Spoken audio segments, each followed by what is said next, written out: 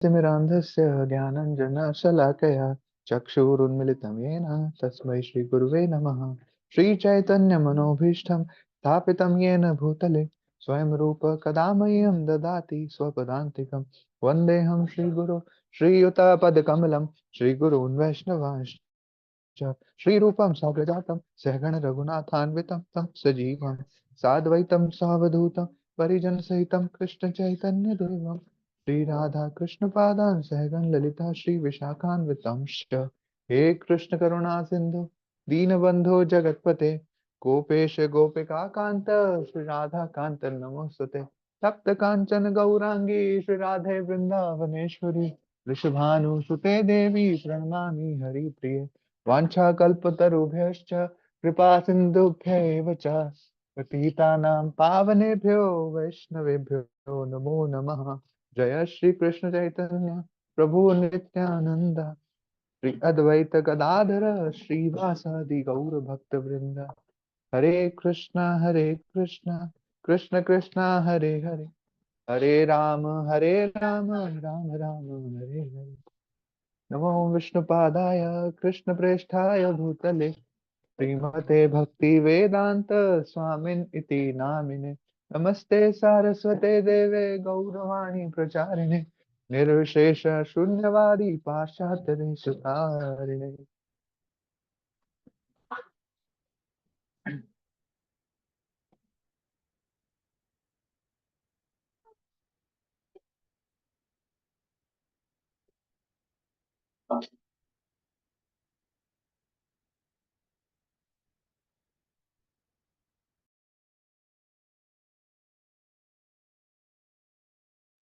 हरे कृष्णा। तो गत सत्र में हमने दो क्लासेस में डिस्कस किया कि भगवान के प्रसाद का क्या महत्व है ना। भगवान को भोग कैसे लगाना चाहिए और क्या महिमा है भगवान के प्रसाद की। भगवान तो षड ऐश्वर्यों से पूर्ण है, बट फिर भी भगवान भक्तों के भाव से मोहित हो जाते हैं। भक्तों के भाव के भूखे हैं भगवान। उन्हें किसी भी चीज की कोई जरूरत नहीं है, पर जो भक्त अपना भाव प्रस्तुत करते हैं इससे फिर भी भगवान अ, हमेशा ललायित रहते हैं उस चीजों के लिए। एक स्टोरी का भी डिस्कशन हमने किया था। एक भक्त कैसे श्री रामचंद्र जी को उनकी पूरे साथ में पूरी मंडली को साथ में बुला लेते हैं, है ना। ये चीजें हम डिस्कस कर चुके हैं। फिर हमने उसमें डिस्कस किया था कि भगवान कहाँ रहते हैं। उसमें एक श्लोक आया था, ना हम तिष्ठामि वैकुंठे योगी ना हृदय शुवा तत्र तिष्ठामि नारद यत्र गायन्ति मद्भक्ता। तो यहाँ पर बता रहे हैं जहाँ पर भगवान के भक्त मिल करके भगवान के गुणों का, उनके नाम का, उनके रूप का, उनकी लीलाओं का वर्णन करते हैं, वहीं पर भगवान विराजमान रहते हैं। और साथ में हमने ये भी जाना था कि भगवान अपनी समस्त इंद्रियों को परिवर्तनशील रूप में यूज कर सकते हैं, कि एक इंद्रिय से दूसरी इंद्रिय का कार्य कर सकते हैं। जैसे कि भगवान अपने नेत्रों से ही भोग लगा लेते हैं, है ना। और समस्त पाप जो उसमें हिंसा इत्यादि जो भी रहती है उसको भगवान वहां से हर लेते हैं। हमें प्रसाद के रूप में भगवान को उच्चिष्ट प्राप्त होता है। तो अब हम नेक्स्ट अब नेक्स्ट वीक की तरफ हम बढ़ रहे हैं इसी मॉड्यूल के अंदर। और अब हम जानेंगे भगवान की भक्ति में सेवा के क्या लाभ हैं, से क्या हमें मिल सकता है। तो इसमें सबसे पहले श्लोक आते हैं भगवत गीता के चैप्टर 12 से लिए गए हैं। श्लोका 6 और 7 दोनों एक साथ में रहते हैं भगवत गीता में भी। ये तो सर्वाणि कर्माणि मन्यसन् मयि सन्न्यस्य मत्परः अनन्येव योगेन मां ध्यायन्त उपासते तेषामहं समुद्धृता मृत्यु संसार सागरात् भवामि न चिरात् पार्थ मया वेशित चेतसाम्। यस, तो मैं रिक्वेस्ट करूंगा दीपक चौधरी प्रभु जी से कि वो प्लीज आगे रीड करें। हरे कृष्ण प्रभु जी। हरे कृष्ण प्रभु जी। प्रभु जी श्लोका से शुरू करना है। श्लोका के बाद जो ट्रांसलेशन है ना प्रभु जी, बोल्ड में लिखा हुआ है जो, वहां से। जो अपने सारे कार्यों को, आवाज सभी को ऑडिबल है ना? यस प्रभु जी।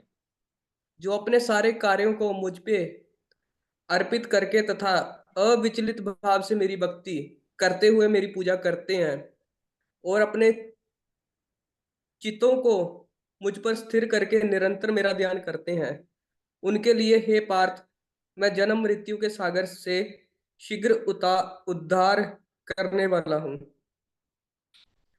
तात्पर्य, यहाँ ये स्पष्ट कहा गया है कि भक्तजन अत्यंत भाग्यशाली है कि भगवान उनका इस भव सागर से तुरंत ही उद्धार कर ले देते हैं।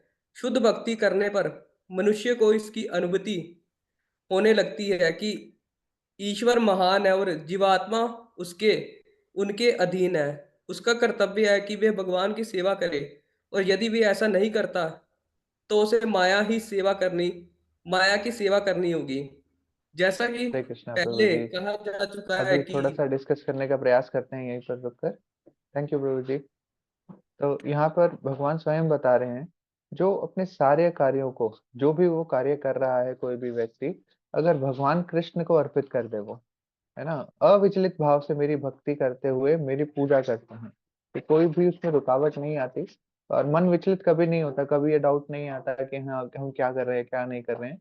अविचलित भाव से भगवान की भक्ति करते हुए, भगवान की पूजा करते हुए कोई रहता है, और अपने मन को, अपने चित्त को भगवान के ऊपर ही स्थित कर देता है, निरंतर चित्त में भगवान का ही ध्यान करते रहते हैं, तो भगवान बताते हैं कि उनका जीवन मृत्यु के सागर से शीघ्र ही उद्धार करने वाला हूँ मैं।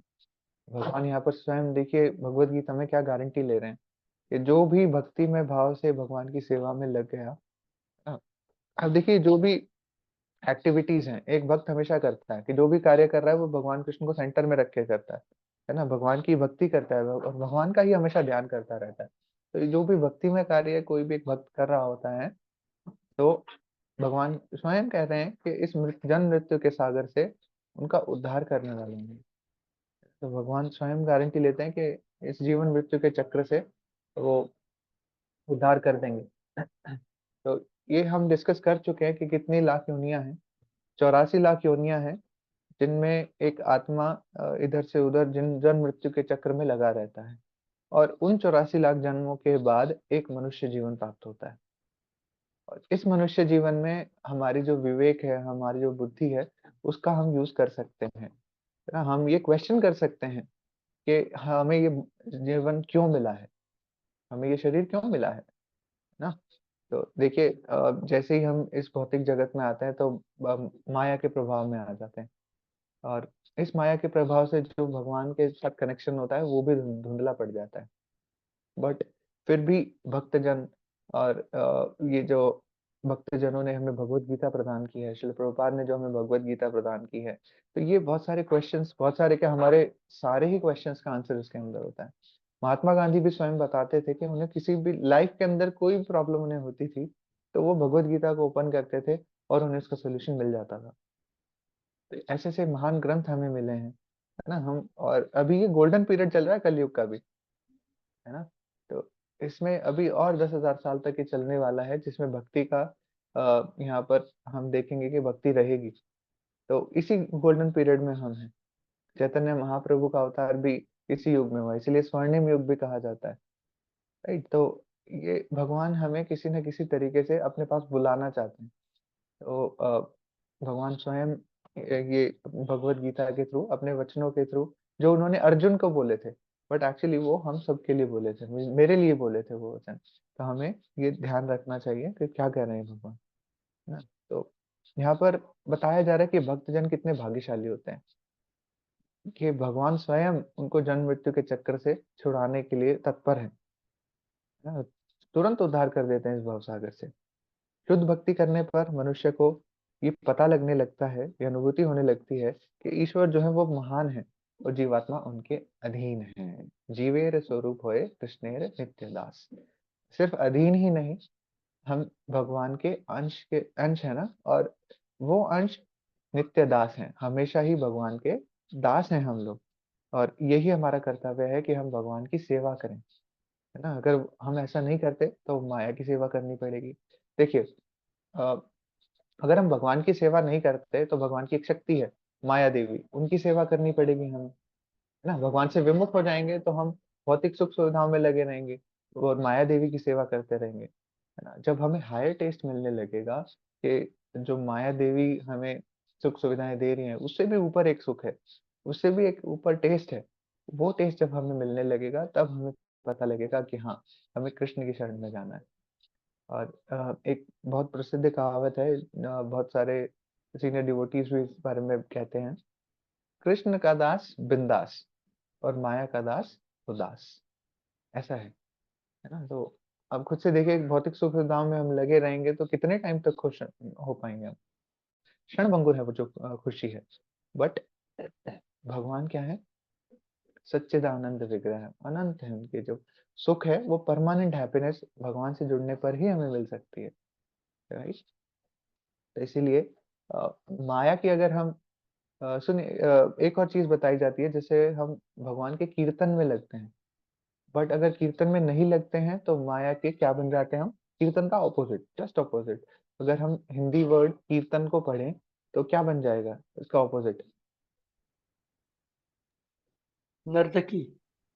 नर्तकी। जी, तो हम कलयुग में सॉरी, अगर हम भगवान के कीर्तन में नहीं लगेंगे तो माया की नर्तकी बन के रह जाएंगे। माया अपने तीनों गुणों के प्रभाव में हमें नचाएगी, डांसर, नर्तकी। यस। तो यही चीज यहाँ पर बताई जा रही है कि अगर हम भगवान की सेवा में नहीं लगेंगे तो माया हमें बिल्कुल भी छोड़ने नहीं वाली है, ठीक है।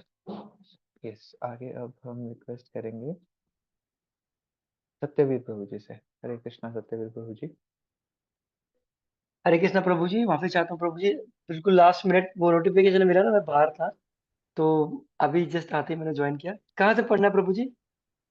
मैम, पहले तो आई एम रियली सॉरी कि मैंने आज इतना लेट मैसेज डाला क्लास के लिए। नहीं नहीं नहीं, सॉरी की और कम से कम, जरूरत नहीं प्रभु नहीं जी। प्रभु जी, वो मुझे बोलना था कि अगर मैं सुबह ही मैसेज डाल देता तो सभी इसके लिए प्रिपेयर्ड रहते हैं कि हाँ आज क्लास होने हाँ वाली है। हाँ जी, बट हाँ जी, हाँ जी। वो किसी कारणवश मैं नहीं डाल पाया, इसके लिए कोई मैं बात नहीं क्षमा प्रभु जी। प्रार्थी हूँ। अभी नहीं नहीं हमें प्रभु जी। तात्पर्य के सेकंड पैराग्राफ से पढ़ना है प्रभु जी। जैसा कि से यस प्रभु जी। हाँ जी, ठीक है प्रभु जी। जैसा कि पहले कहा जा चुका है कि केवल भक्ति से परमेश्वर को जाना जा सकता है। अतएव मनुष्य को चाहिए कि वह पूर्ण रूप से भक्त बने। भगवान को प्राप्त करने के लिए वह अपने मन को कृष्ण में पूरी तरह से एकाग्र करे। वह कृष्ण के लिए ही कर्म करे, चाहे वह जो भी कर्म करे, लेकिन वह कर्म केवल कृष्ण के लिए ही होना चाहिए। भक्ति की भक्ति का यही आदर्श है।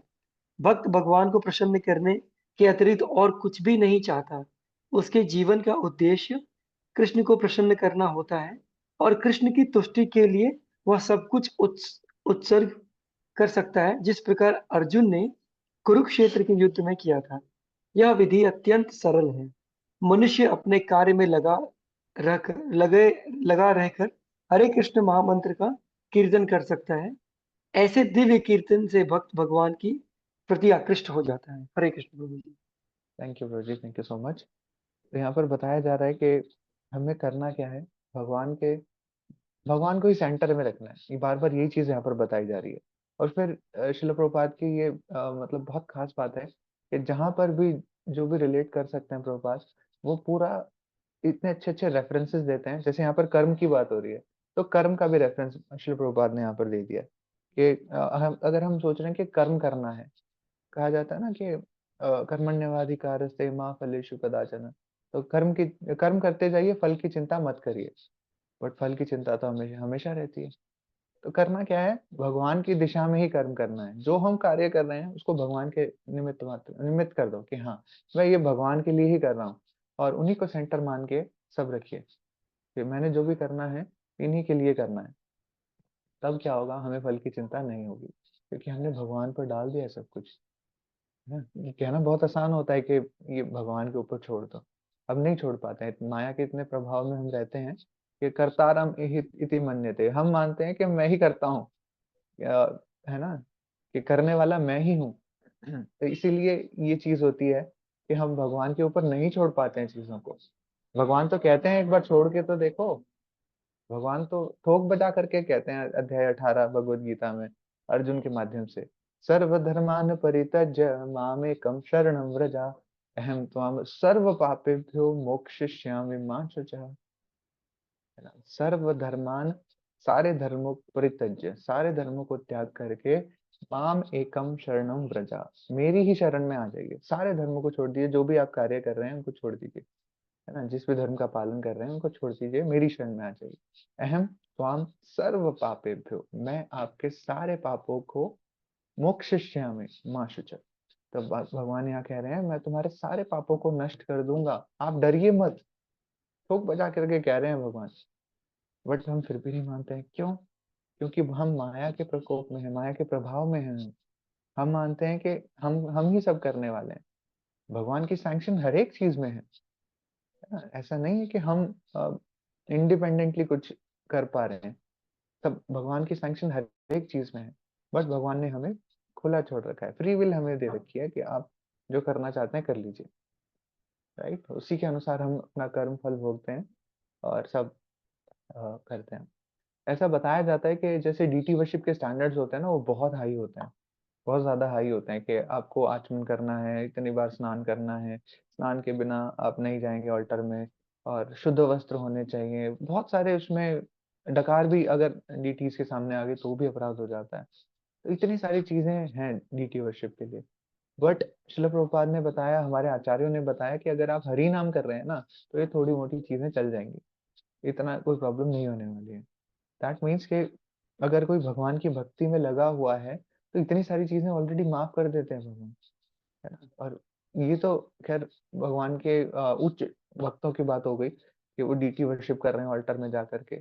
बट हमारे जैसे लोगों के लिए, मेरे जैसे लोगों के लिए भी ये मान्य है।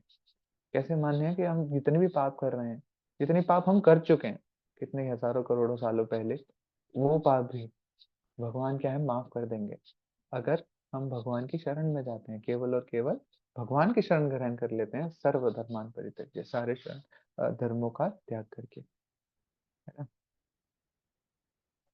ओके, तो यहाँ पर बताया जा रहा है कि भक्त जो है भगवान को प्रसन्न करने के लिए ही सारे कार्य करता है, इसके अलावा कुछ नहीं करता है ये। और ऐसा भी बताया जाता है, काफी लोग भक्तों को ऑब्जर्व कर रहे होते हैं, अरे देखो ये तो भौतिक कार्य कर रहा है, सुबह उठता है, नहाता धोता है, ऑफिस पहुंच जाता है, इतनी मेहनत करता है वहां पे, फिर रात को थकारा वगैरह पे आता है, ये तो भौतिक कार्य नहीं कर रहा, कहाँ से भक्त कहलाने लायक है ये? तो ऐसा हमें बिल्कुल भी नहीं सोचना चाहिए। अगर कोई भक्त भगवान का हरि नाम कर रहा है, भगवान की भक्ति में कार्यरत है, लगा हुआ है, तो वो अपने ऑफिस का काम भी इसलिए कर रहा है ताकि वो जो भी धन उपार्जन करे उसे भगवान की सेवा में लगा सके, है ना। अगर वो संतान के लिए अपने धन अर्जित कर रहा है, अपने बच्चों के लिए पैसा कमा रहा है, तो वो किस क्यों कर रहा है? ताकि बच्चे भी आगे चल करके भक्त बने, और ऐसे ही उनके बच्चे जब हों तो वो उनके बच्चे भी जब बड़े हों तो वो भी और लोगों को भक्त बनाए। तो कितनी बड़ी सेवा है ये भगवान की, है ना। वो और वो धन अर्जित किए बिना परिवार का पालन पोषण नहीं हो सकता है। इसीलिए हमें ये नहीं मानना चाहिए कि वो भौतिक कार्य कर रहा है, अगर वो धन कमा रहा है तो, है ना, ऑफिस में जाकर के काम कर रहा है तो वो कर क्यों रहा है? वो भी भगवान की सेवा के लिए ही कर रहा है। तो यहाँ पर बताया जा रहा है क्या सरलतम माध्यम है। सरलतम माध्यम यही है कि भगवान के हरि नाम का जप करते रहें, हरे कृष्ण महामंत्र का जप करते रहें। हरे कृष्ण कृष्ण कृष्ण हरे कृष्ण हरे, हरे हरे, हरे राम राम, हरे राम, राम राम राम राम हरे हरे। हरे हरे। तो यही चीज जो है, जो हम भगवान से अपना कनेक्शन भूले हुए बैठे हैं, वो कैसे वापस आएगा? इस हरे कृष्ण महामंत्र की प्योर वाइब्रेशन से, साउंड वाइब्रेशन से वापस आएगा। ऐसे कितने ही एग्जाम्पल्स आते हैं कि भक्त लोग जब कीर्तन में डांस करते हैं अपनी टेंशन भूल गए सब, है ना, और फिर उनको एक कनेक्शन फील हुआ है। कितने ही भक्त लोग जो हैं कीर्तन के माध्यम से जुड़े हैं, है ना। हरे कृष्णा।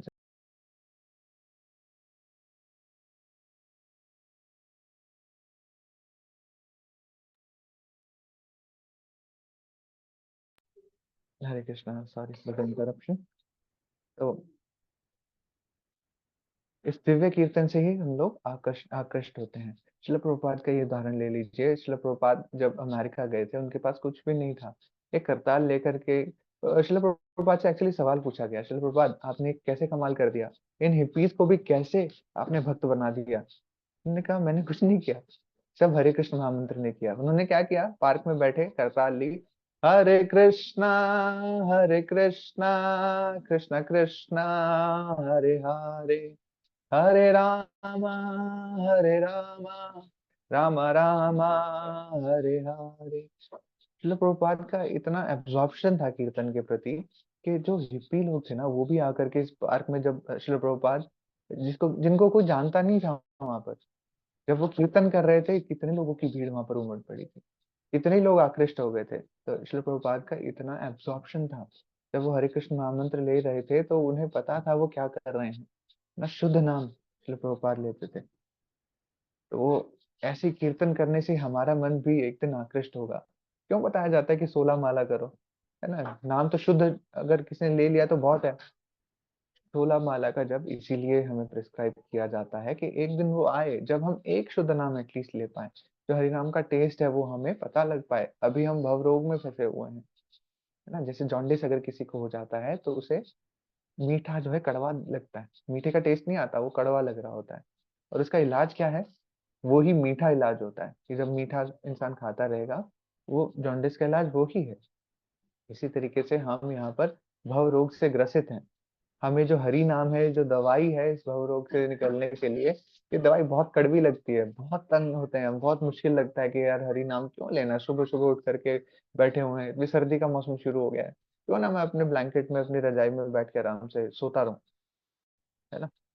अ, तो ये बड़ा हमें कड़वा लगता है कि नहीं लिया जा रहा है नाम, हरि नाम नहीं हो रहा है हमसे। बट इलाज भी तो यही है, तो हमें करना पड़ेगा इसको।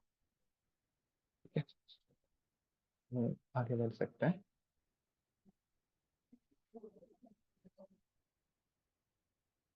हरे कृष्णा। शिवांजलि माता जी, हम आई थिंक काफी बार नहीं मिले हैं, पहली या दूसरी बार ही आप आपसे बातचीत हो रही है हमारी। हरे कृष्णा, आपका स्वागत है। तो आप प्लीज यहाँ से रीड हरे कर कृष्णा सकते हैं। प्रभु जी। हरे कृष्णा माता जी। हाँ बिल्कुल।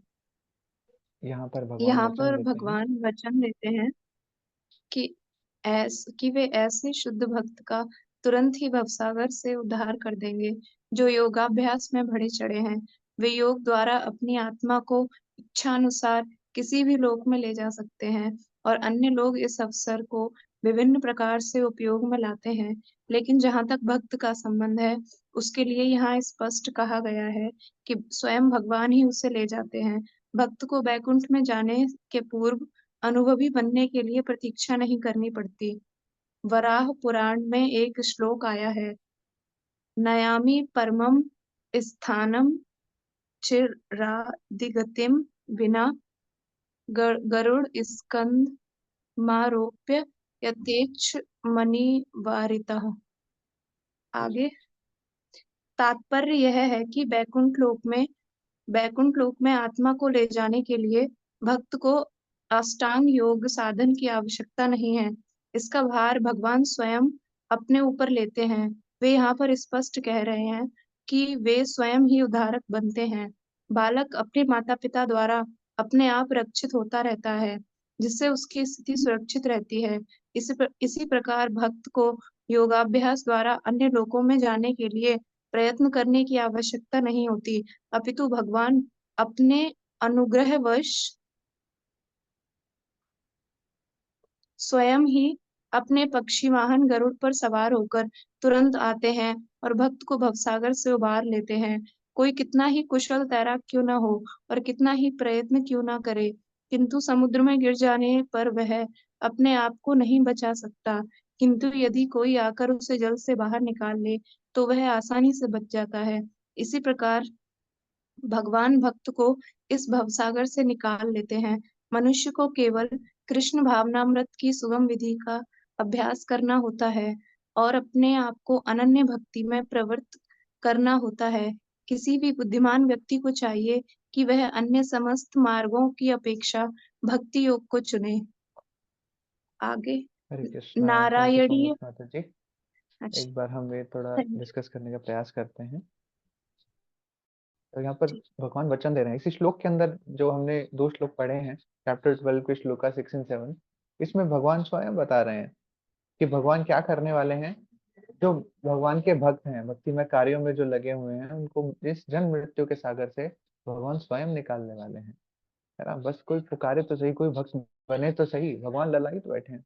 कहते हैं कि भगवान का नाम लेने के लिए कोई ऐसे सोचता भी है ना, तो भगवान एकदम से चौकन्ना हो जाते हैं, अरे मेरा नाम लिया जा रहा है।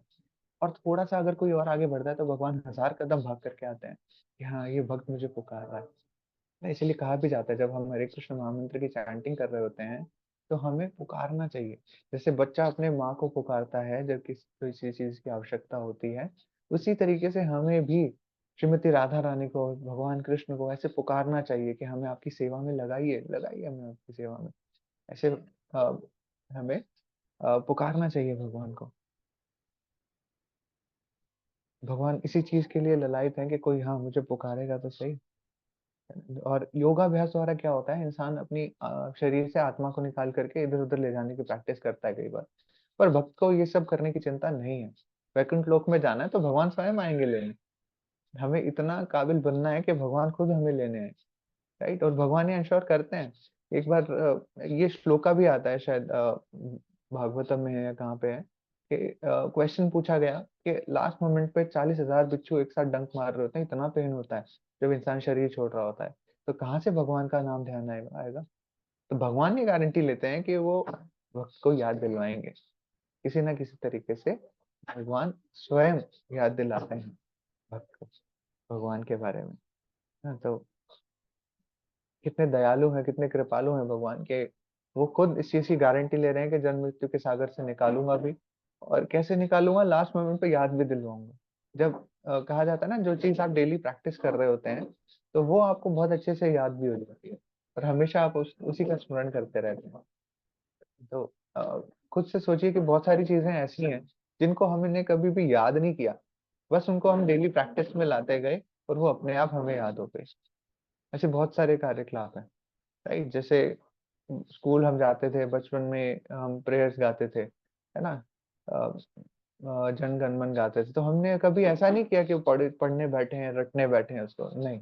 बस प्रैक्टिस में लेके आए, अपने आप हो गया। तो इसी तरीके से ये है कि हम भगवान का जो नाम उच्चारण कर रहे हैं, हरि नाम कर रहे हैं, इसको भी प्रैक्टिस में लेकर के आएंगे और वो हमें बाद में हमेशा याद आएगी ही आएगी, है ना। भगवान का नाम हमें याद आ जाएगा। तो कहा जाता है कि हमारे इंप्रेशन जो माइंड में बने हुए हैं रिवर बेड्स की तरह है, जैसे नदी कहीं से बहती है तो रास्ता बना लेती है ना। तो अभी हमारे इंप्रेशंस इस तरीके से हैं कि हमने जो भी अनर्थ किए हुए हैं उनके इंप्रेशन बहुत ज्यादा गाढ़े हैं, ज्यादा इंप्रेशन बने हुए हैं, वहीं से फिर हमारी सोच बहती है।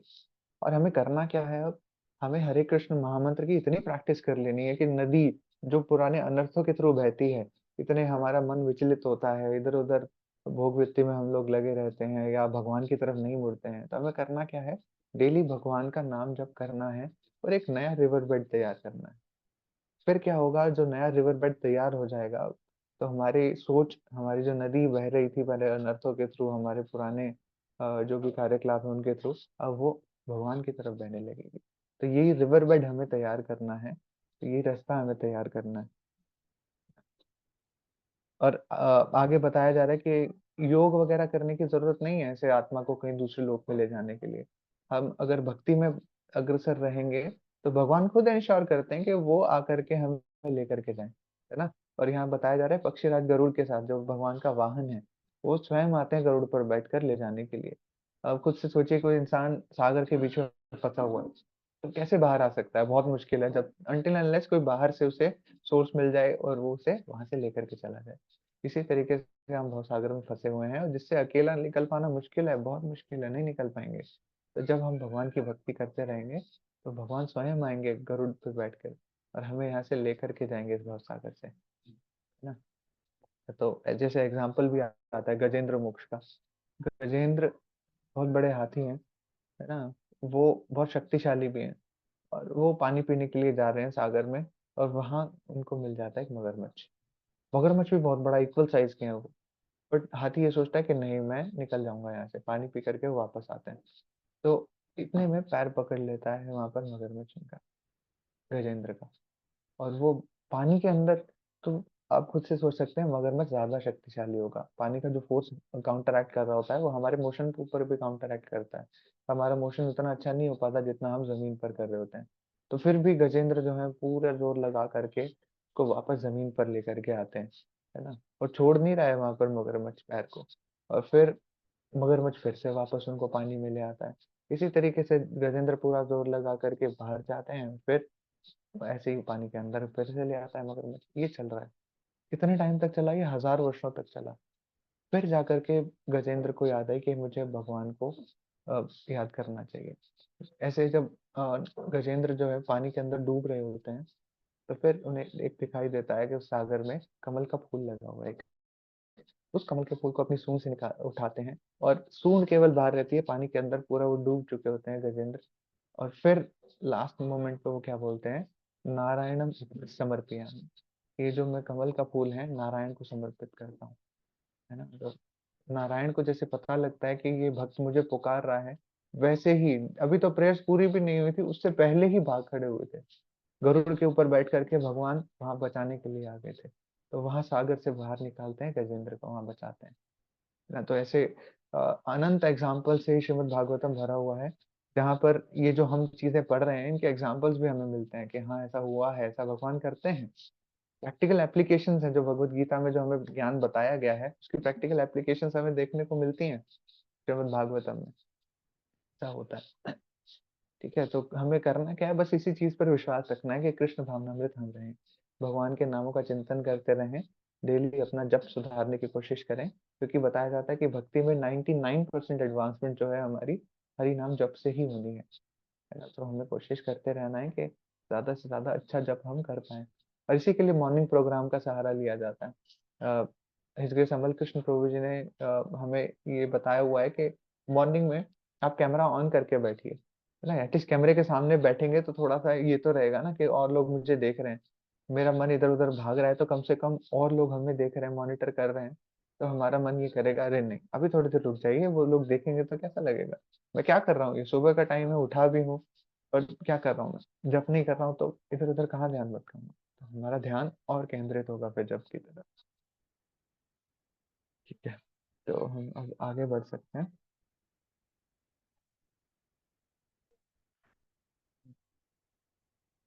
सुरभि वत्स माता जी, हरे कृष्णा। हरे कृष्ण प्रभु जी। हरे कृष्णा। नारायणीय यहाँ से हमें पढ़ना है। साधन संपत्ति पुरुषार्थ हरे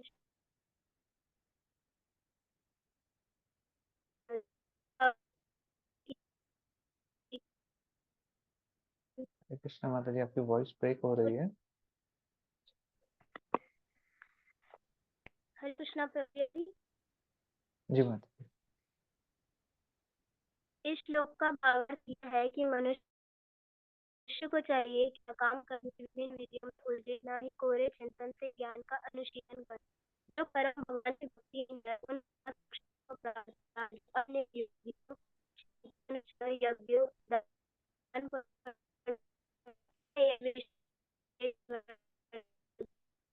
के बगैर राम हरे राम राम राम हरे हरे का कीर्तन करने से ही भक्त सरलता तथा सुख पूर्वक परम धाम को पहुंच सकता है। लेकिन इस धाम को अन्य किसी धार्मिक विधि द्वारा प्राप्त नहीं किया जा सकता। थैंक यू माता जी, थैंक यू सो मच। तो यहाँ नारायणीय में ये श्लोक आ रहा है, या वह साधन संपत्ति पुरुषार्थ चतुष्टये दया विना तदाप्नोति नरो नारायण आश्रय। तो यहाँ पर बताया जा रहा है कि जो भी चिंतन करना है, जो भी यज्ञ अनुष्ठान करने हैं, दान पुण्य आदि करने हैं, सकाम कर्म करने हैं, किसी भी चीज की जरूरत नहीं है ना। केवल और केवल आप हरे कृष्ण महामंत्र का सहारा लीजिए, और यही हमें विशेष वरदान प्राप्त है। भक्ति से हमें ये सारी चीजें करने की कोई जरूरत नहीं पड़ रही है। अगर हम भक्ति प्रॉपर ढंग से कर रहे हैं, भगवान का नाम भगवान का चिंतन हम अच्छे ढंग से कर रहे हैं, तो ये सकाम कर्म इत्यादि यज्ञ दान पुण्य ये सब फल हमें by default as a by product हमें प्राप्त हो जाएंगे। तो ये देखिए कितना हमें प्रिविलेज प्राप्त है कि हमें ये भक्ति का मार्ग हमें दिखाने वाला कोई मिला है। तो शिल प्रभुपाद का, हमें अपने मेंटर्स का, हमें जगह संबल कृष्ण प्रभु जी का हमें हमेशा आभारी रहना चाहिए कि ये हमें इतना अच्छा मार्ग हमें प्रदान कर रहे हैं। तो फिर आगे क्लियरली बता रहे हैं क्या कीजिए? हरे कृष्ण महामंत्र का जप कीजिए, और बस इसी यही करने से हम सरलता और सुखपूर्वक परम धाम को पहुंच सकते हैं, है ना। किसी और धार्मिक विधि द्वारा इसे प्राप्त करना बहुत मुश्किल है। अब भगवत गीता का श्लोक आ रहा है यहाँ पर चैप्टर 18 से। प्रदीप चौधरी प्रभु जी, हरे कृष्णा, आप रीड कर लीजिए। आई होप बाकी सबने रीड कर लिया है, चाहे वो भजन का मीनिंग था या फिर चैप्टर था। प्रदीप चौधरी प्रभु जी, हरे कृष्णा, आप रीड कर सकते हैं। हरे कृष्णा प्रभु जी, हरे कृष्णा। हरे प्रभु जी कृष्णा। कहाँ से पढ़ने हैं? भगवत गीता का निष्कर्ष 18वें अध्याय में इस प्रकार व्यक्त हुआ है। भगवत गीता का निष्कर्ष 18वें अध्याय में इस प्रकार व्यक्त हुआ है। सर्वधर्मान् परित्यज्य मामेकं शरणं व्रज, अहं त्वां सर्वपापेभ्यो मोक्षयिष्यामि मा शुचः। आत्म साक्षात्कार की अन्य समस्त विधियों को त्याग कर केवल कृष्ण भावनामृत में भक्ति संपन्न करनी चाहिए। इससे जीवन की चरम सिद्धि प्राप्त की जा सकती है। मनुष्य को अपने गत जीवन के पाप कर्मों पर विचार करने की आवश्यकता नहीं रह जाती, क्योंकि उसका उत्तरदायित्व भगवान अपने ऊपर ले लेते हैं। अतएव मनुष्य को व्यर्थ ही आध्यात्मिक साक्षात्कार के द्वारा स्वयं अपने उद्धार का प्रयत्न नहीं करना चाहिए। प्रत्येक व्यक्ति को चाहिए कि वह परम शक्तिमान ईश्वर श्री कृष्ण की शरण ग्रहण करे। यही जीवन का सर्वोच्च सिद्धि है। Hare Krishna, thank you so much प्रभु जी। जैसे अभी हमने गजेंद्र के बारे में डिस्कशन किया था। गजेंद्र 1000 सालों तक लगे हुए थे कि किसी तरीके से वो मगरमच्छ को हरा देंगे। बहुत शक्तिशाली थे, no doubt, but same size का मगरमच्छ था और वो पानी में ज्यादा शक्तिशाली हो जाता है। तो वो लगे हुए हैं जद्दोजहद में, एक ना एक दिन जीत जाएंगे वो। बट 1000 साल बीत गए, उनकी पूरी शक्ति क्षीण हो चुकी थी, केवल और केवल पानी पी रहे थे वो, है ना। हाथी का शरीर इतना भारी होता है, कितना कुछ उनको रिक्वायर्ड होता है पीने के लिए, खाने के लिए, कितने की चीज में वो अपना भोजन लेते हैं। बट केवल और केवल पानी पी करके वो 1000 साल तक रहे थे। कितना उनका जो शारीरिक बल है कितना कम हो गया होगा, है ना। मगरमच्छ जो है पानी में बहुत ज्यादा शक्तिशाली होता है। तो इसीलिए 1000 सालों तक वो कोशिश करते रहे कि हाँ मैं ये जीत जाऊं जीत जाऊं। बट जब उनको लगा कि नहीं अब कुछ नहीं बचा, तब उन्होंने भगवान को याद किया। और जैसे ही भगवान को याद किया, भगवान एकदम रेडी थे कि हाँ एक भक्त ने मुझे पुकारा है और मैं पहुंच गया वहां पर। भगवान पूरी प्रेयर्स होने से पहले ही वहां पर पहुंच जाते हैं। सेम एग्जाम्पल आता है यहाँ पर द्रौपदी का। द्रौपदी जब उनका अपमान किया जा रहा था भरी सभा में, तो भगवान एकदम से रेडी थे। अभी द्रौपदी जो है सभी को गुहार लगा रही हैं, पांडवों को, वहां भीष्म पितामह को, गुरुदेव द्रोणाचार्य को, सबको वहां पर गुहार लगा रही है कि देखिए आपकी सभा में क्या हो रहा है। और सब मौन थे वहां पर, कोई कुछ नहीं कर पा रहा था। तो लास्ट में जाकर के उन्हें भगवान की याद आती है। फिर भगवान का वहां पे अवतार होता है, कैसे, वस्त्र के वस्त्र के रूप में, है ना। वस्त्रावतारम बताया जाता है, वस्त्र के रूप में भगवान का अवतार होता है वहां पर। फिर भगवान उनकी रक्षा करते हैं। तो वो फिर द्रौपदी पूछती भी है, हे सखा आप मुझे बचाने क्यों नहीं आए थे? आपने बुलाया ही नहीं, मैं तो यहीं खड़ा था गेट के पीछे, है ना। तो बिल्कुल मैं सिर्फ ये वेट कर रहा था, माम एकम शरणम व्रजा सर्वधर्मान परित्यज्य। बाकियों की शरण में जो जा रहे थे, तो क्या वहां से रक्षा हो पाई? मैं तो पहले ही कह रहा हूँ भगवत गीता में कि ये सर्वधर्मान परित्यज्य माम एकम शरणम व्रजा। मुझे पुकारो तो सही, मेरी शरण में आओ तो सही। ऐसा थोड़ी है कि आप किसी और की शरण में जाओगे और मुझसे एक्सपेक्ट करोगे कि मैं आके हेल्प कर दूं, है ना। करना क्या पड़ेगा, हमें भगवान की शरण में जाना पड़ेगा, है ना। और भगवान कृष्ण की शरण ग्रहण करना, यही जीवन की सर्वोच्च सिद्धि है, right? तो हमें प्रयास करते रहना चाहिए कि हम खुद से इतना आगे ना बढ़ करके भगवान की शरण ग्रहण करने का प्रयास करें। उसी से हमारा जीवन में उद्धार हो जाएगा। हरे कृष्ण। मुझसे जो भी त्रुटियां हुई हैं प्लीज मुझे माफ कीजिएगा। और ये हम सब मिलकर सभी वैष्णवों के चरण कमलों की वंदना करते हैं, जो कल्पतरु के समान हमारी समस्त इच्छाओं को पूर्ण करने में समर्थ हैं, पतित आत्माओं के दयालु हैं और करुणा के सागर हैं। वाञ्छाकल्पतरुभ्यश्च कृपा सिन्धुभ्य एव च पतितानां पावनेभ्यो वैष्णवेभ्यो नमो नमः। अनंत कोटि वैष्णव वृंद की जय। आप सब भक्तों की जय। Hare Krishna. Thank you so much for joining.